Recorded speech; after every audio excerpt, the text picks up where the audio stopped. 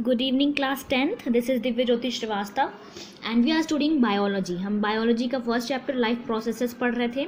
हमने न्यूट्रिशन और respiration finish कर लिया था और आज हमको स्टार्ट करना है ट्रांसपोर्टेशन. ट्रांसपोर्टेशन क्या होता है? देखिए, किसी भी सब्सटेंस को बॉडी के एक पार्ट से दूसरे पार्ट तक ट्रांसपोर्ट करना ही ट्रांसपोर्टेशन होता है. ठीक है, देखिए हमें पता है, हमने पहले भी पढ़ रखा है कि blood transports food, oxygen and waste material in our bodies. Blood का काम क्या होता है? ऑक्सीजन को, फूड को हमारी बॉडी में ट्रांसफ़र करना. ठीक है, देखिए ब्लड के कंपोनेंट्स के बारे में आप पहले जान लीजिए. ब्लड्स में प्लाज्मा होता है, आरबीसी होती है, डब्ल्यूबीसी होती है और प्लेटलेट्स होते हैं. ठीक है, oxygen is carried by the red blood corpuscles. और जो आरबीसीज होती हैं वो क्या कैरी करती हैं? ऑक्सीजन कैरी करती हैं. ठीक है, इसके बाद देखते हैं. देखिए, इसके बाद हमें हार्ट के बारे में पढ़ना है. ठीक है, आवर पंप हार्ट. ओके, तो पढ़ते हैं. Because both oxygen and carbon dioxide have to be transported by the blood. देखिए होता क्या है कि कार्बन डाइऑक्साइड और ऑक्सीजन दोनों को ही किसको ट्रांसपोर्ट करना होता है? ब्लड को ट्रांसपोर्ट करना होता है. ठीक है, ऑक्सीजन हो या कार्बन डाइऑक्साइड, दोनों को ट्रांसपोर्ट करने का काम ब्लड का होता है. The heart has different chambers to prevent the oxygen rich blood from mixing with the blood containing carbon dioxide. देखिए, इसीलिए हमारे हार्ट में अलग अलग चैम्बर्स होते हैं. क्यों चैम्बर्स होते हैं? ताकि कार्बन डाइऑक्सीजन वाला ब्लड और ऑक्सीजन दोनों एक दूसरे से मिले ना, या फिर हम दूसरी लैंग्वेज में कह लें कि इम्प्योर ब्लड प्योर ब्लड से मिक्स ना हो. ठीक है, इसलिए हमारे हार्ट में डिफरेंट चैम्बर्स होते हैं. How many chambers are there in our heart? There are 4 chambers in our heart. ठीक है, हमारे हार्ट में 4 चैम्बर्स होते हैं, 2 ऑट्रियम और 2 वेंट्रिकल. ओके, या ऑट्रिया या 2 ऑट्रिया, या ऑट्रिया को या तो ऑट्रियम को. ठीक है, 2 ऑट्रियम और 2 वेंट्रिकल. ओके, उसके बाद देखते हैं. The carbon dioxide rich blood has to reach the lungs for the carbon dioxide to be removed. Carbon dioxide वाला जो ब्लड होता है उसको लंग्स तक जाना होता है. ठीक है, और फिर कार्बन डाइऑक्साइड लंग्स में क्या होता है, वहाँ पर रिमूव किया जाता है. और फिर ऑक्सीजनेटेड ब्लड कहाँ आता है? लंग्स से फिर हार्ट में आता है. ठीक है, तो और उसके बाद ऑक्सीजन वाला जो ब्लड होता है वो हमारी पूरी बॉडी में फैल जाता है. ठीक है, अब मैं आप लोग को हार्ट का प्रोसेस समझाने जा रही हूँ. ठीक है, हमने अभी जितनी भी बातें पढ़ी या आगे आपके बुक में जो भी बातें दी हुई हैं, ठीक है, मैं आपको एक डायग्राम के हेल्प से समझाने जा रही हूँ. देखिए, ये कॉन्सेप्ट जो मैं आपको बताने जा रही हूँ वो बहुत ही ज़्यादा इम्पॉर्टेंट है, इसलिए बहुत ध्यान से इसको देखिएगा और बहुत ध्यान से सुनिएगा. ज़रूरत पड़े तो 2 से 3 बार आप देखिएगा और इसे समझिएगा बहुत अच्छे से, बिकॉज ये आपके एग्ज़ाम पॉइंट ऑफ व्यू से या आपके फ्यूचर पॉइंट ऑफ व्यू से ये जो कॉन्सेप्ट है वो बहुत ज़्यादा इम्पॉर्टेंट है. ओके, देखिए ये डायग्राम कुछ भी नहीं है, एक इमेजिनरी डायग्राम है. ठीक है, ये जो आपको 4 बॉक्सेस दिख रहे हैं, मान लीजिए कि ये आपके हार्ट के 4 चैम्बर्स हैं. ठीक है, क्या हैं? आपके हार्ट के ये 4 चैम्बर्स हैं. ओके, ये आपका राइट ऑट्रियम, ये आपका लेफ्ट ऑट्रियम, ये आपका राइट वेंट्रिकल और ये आपका लेफ्ट वेंट्रिकल. ठीक है, देखिए चारों अलग अलग है ना. राइट ऑट्रियम और राइट वेंट्रिकल के बीच में रास्ता खुला हुआ है, लेफ्ट ऑट्रियम और लेफ्ट वेंट्रिकल के बीच का रास्ता खुला हुआ है. प्रोसेस को समझते हैं कि प्रोसेस होता कैसे है. ठीक है, बहुत ध्यान से, बहुत कंसंट्रेशन के साथ इस कॉन्सेप्ट को आप समझेंगे. ओके, ये टिश्यू है आपका. ठीक है, यहाँ से क्या होता है, कार्बन डाइऑक्साइड वाला जो ब्लड होता है, ठीक है, या जो इम्प्योर ब्लड होता है, डीऑक्सीजनेटेड ब्लड होता है, वो यहाँ से पहले जाता है मूव करते हुए राइट ऑट्रियम में. किसके थ्रू? Through vena cava. ठीक है, टिश्यू से राइट ऑट्रियम में जब डीऑक्सीजनेटेड ब्लड जाता है तो वो वेना केवा के थ्रू ही जाता है. वेना केवा को आप रास्ता कह सकते हो उसका. ठीक है, पहला प्रोसेस हो गया, मैंने नंबरिंग कर रखी है यहाँ. पहला प्रोसेस हो गया, टिश्यू से जब ब्लड जाएगा कहाँ? राइट ऑट्रियम में थ्रू वेना केवा. कौन सा ब्लड? Impure blood. ठीक है, उसके बाद राइट ऑट्रियम से ब्लड आएगा राइट वेंट्रिकुलर में या वेंट्रिकल में, ठीक है। यहाँ पे रास्ता खुला है ना, तो पहला प्रोसेस टिश्यू से यहाँ गया, फिर यहाँ से अंदर अंदर ये राइट वेंट्रिकल में आएगा। ये प्रोसेस नंबर 2 हो गया आपका, ठीक है। अब इस समय इम्प्योर ब्लड कहाँ पे है? राइट वेंट्रिकल में है, ठीक है। उसके बाद राइट वेंट्रिकल से ब्लड जाएगा कहाँ? लंग्स के पास। तीसरी प्रोसेस है, कौन ले जाने का काम करेगा? पल्मोनरी आर्टरी ले जाने का काम करेगी, ठीक है। कौन ले जाएगा? Pulmonary artery. और ये ब्लड कौन सा है? इम्प्योर ब्लड है, डीऑक्सीजनेटेड ब्लड है। अंडरस्टैंड? आपको समझ में आ रहा है, ठीक है। अब डीऑक्सीजनेटेड ब्लड जो है वो कहाँ पे है? लंग्स में है, ओके। यहाँ पे ये डीऑक्सीजनेटेड ब्लड क्या हो जाएगा? ऑक्सीजनेटेड हो जाएगा। कार्बन डाइऑक्साइड ब्लड में से रिमूव कर दिया जाएगा लंग्स के थ्रू, ठीक है। उसके बाद फिर लंग्स जो है वो ऑक्सीजनेटेड ब्लड या प्योर ब्लड को भेजेगा कहाँ पे? लेफ्ट ऑट्रियम में। किसके थ्रू? पल्मोनरी वेन्स के थ्रू, ठीक है। यहाँ लिख दूँ मैं, पल्मोनरी वेन्स के थ्रू, ओके। यहाँ पे पल्मोनरी आर्टरी कैरी कर रहा था इम्प्योर ब्लड को, और अब प्योर ब्लड को पल्मोनरी वेन्स कैरी करेगा, ओके। तो लंग्स से लेफ्ट ऑट्रियम में ले आएगा कौन? Pulmonary veins. क्या ले आएगा? Pure blood. ये हो गया प्रोसेस नंबर आपका 4, ओके। अब उसके बाद लेफ्ट ऑट्रियम से ब्लड आएगा कहाँ? लेफ्ट वेंट्रिकल में, ठीक है। और ये प्रोसेस नंबर 5 हो गया। और लेफ्ट वेंट्रिकल से फिर ब्लड कहाँ आएगा? फिर आपके टिश्यू में आएगा, ठीक है। और ये प्रोसेस हो गया 6। इस तरह से टिश्यू से इम्प्योर ब्लड या डीऑक्सीजनेटेड ब्लड जाकर फिर लंग्स में ऑक्सीजनेटेड होकर फिर ये कहाँ आ जाता है? टिश्यू में। पर ये कौन सा ब्लड है? ये ऑक्सीजनेटेड ब्लड है, ये प्योर ब्लड है। एक बार मैं फिर से समझाऊं। टिश्यू से राइट ऑट्रियम में गया through vena cava impure blood.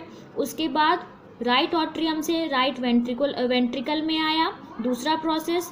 तीसरा प्रोसेस राइट वेंट्रिकल से गया लंग्स में थ्रू पल्मोनरी आर्टरी।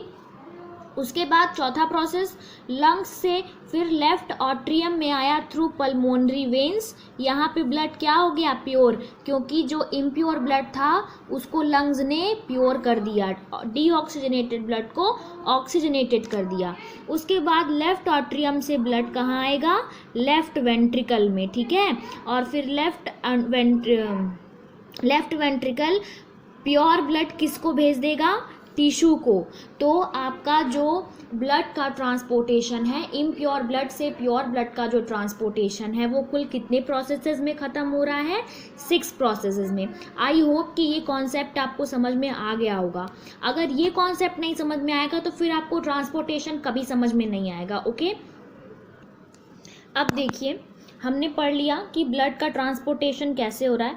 अब हम थोड़ा सा ये जान लेते हैं कि हमारा हार्ट तो 4 चैम्बर्ड है, पर और जो ऑर्गेनिजम्स हैं उनका हार्ट कैसा है, ठीक है। Such animals like amphibian और many reptile have 3 chambered heart। देखिए जो एम्फीबियन होते हैं, ठीक है, एम्फीबियन मतलब आपको पता है, मुझे बताने की ज़रूरत नहीं है। रेप्टाइल्स भी आपको पता है। तो इनके हार्ट कैसे होते हैं? 3 चैम्बर्ड हार्ट होते हैं, ठीक है। और इनको क्या बर्दाश्त करना पड़ता है? इनको थोड़ा सा ऑक्सीजनेटेड और डीऑक्सीजनेटेड ब्लड को मिक्स हो जाना टॉलरेट करना पड़ता है, ठीक है। एम्फीबियंस का जो ब्लड है वो इम्प्योर और प्योर ब्लड थोड़ा सा मिक्स हो जाता है। क्यों? क्योंकि इनके सिर्फ 3 चैम्बर हार्ट हैं, ठीक है। उसके बाद फिश में केवल 2 चैम्बर हार्ट होता है, ठीक है। 2 चैम्बर्ड हार्ट होता है केवल फिश में। और blood is pump to the gill, और इसी से ब्लड जो है वो पंप किया जाता है, ठीक है। इतना आपको समझ में आ गया होगा, ठीक है। अब हम आगे बढ़ते हैं। The tubes. अब हमको द ट्यूब्स में ना आर्टरी और वेन्स के बारे में पढ़ना है, ठीक है। तो चलिए देखते हैं कि आर्टरी और वेन्स क्या हैं। Arteries are the vessel which carry blood away from the heart to various organs of the body. देखिए आर्टरीज का काम क्या होता है? आर्टरीज ब्लड जो है आपके हार्ट से आपके शरीर के बाकी सारे पार्ट्स तक पहुंचाती है, ठीक है। बहुत इंपॉर्टेंट काम है ये। Veins collect the blood from different organ and bring it back to the heart, ठीक है। अब वेन्स का क्या काम है कि वेन्स अलग अलग ऑर्गन से अलग अलग ऑर्गन से ब्लड को कलेक्ट करके फिर कहाँ पे ले आती है, हार्ट। मतलब कि आर्टरी का काम है कि वो हार्ट से ब्लड कंटेन करके पूरे बॉडी तक पहुँचाती है, और वेन्स का काम जस्ट अपोजिट है, वो पूरी बॉडी से ब्लड कलेक्ट करके फिर हार्ट को दे आती है, ठीक है। उसके बाद देखिए आर्टरी का काम क्या होता है, blood in contact with all the individual cell smaller to bring the blood in the contact with all the individual cell। देखिए आर्टरी का काम ये भी होता है कि बॉडी के हर एक सेल तक ब्लड पहुंच जाना चाहिए, ठीक है।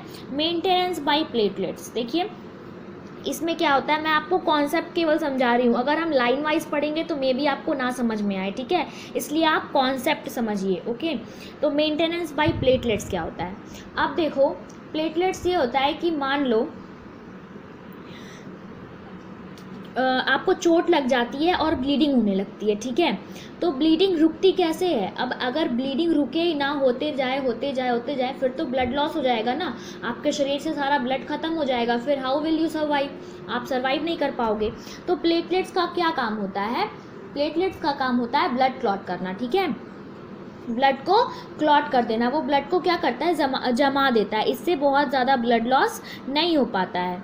तो देखिए कह रहा है in addition leakage would lead to a loss of pressure which would reduce the efficiency of the pumping system.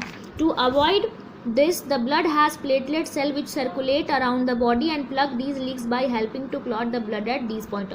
मान लो कहीं पे लीकेज हो ही गया, ठीक है, मान लीजिए आपके बॉडी के किसी वेसल में, किसी ट्यूब में लीकेज हो ही गया, तो प्लेटलेट्स क्या करते हैं, ऐसे खड़े हो जाएंगे, ठीक है, कि भाई अब हम लीकेज नहीं होने देंगे, एक दूसरे का हाथ पकड़ के प्लेटलेट्स खड़े हो जाते हैं कि हम लीकेज नहीं होने देंगे, हम ब्लड को क्लॉट कर देंगे, ठीक है। तो ये काम होता है ब्लड का।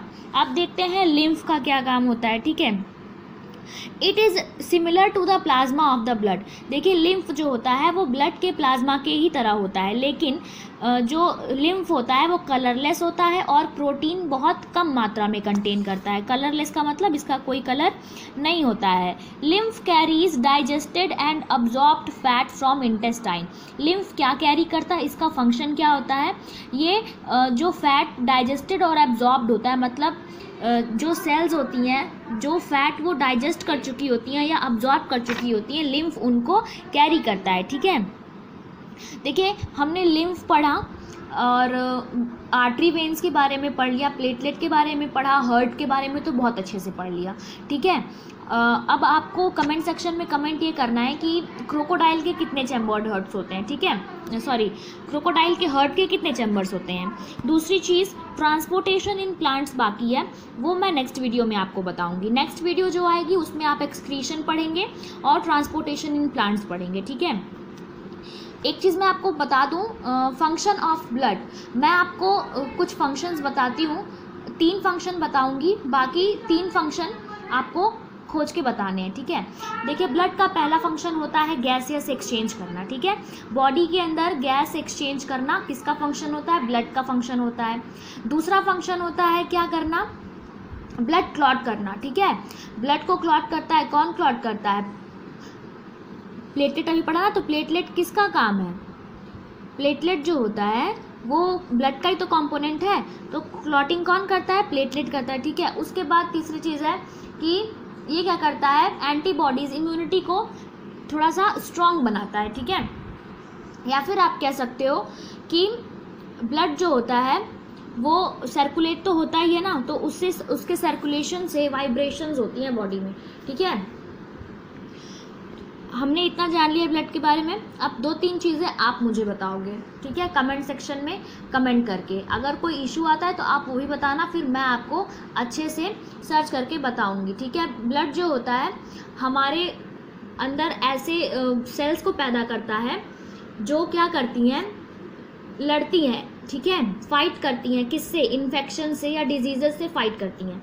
अब आपको ये बताना है कि ब्लड का ऐसा कौन सा कंपोनेंट है जो डिजीज़ से फाइट करने में हेल्प करता है, ठीक है। तो आज के लिए इतना रहने देते हैं, कल हम पढ़ेंगे ट्रांसपोर्टेशन इन प्लांट और एक्सक्रीशन, ठीक है। Till then have a nice day.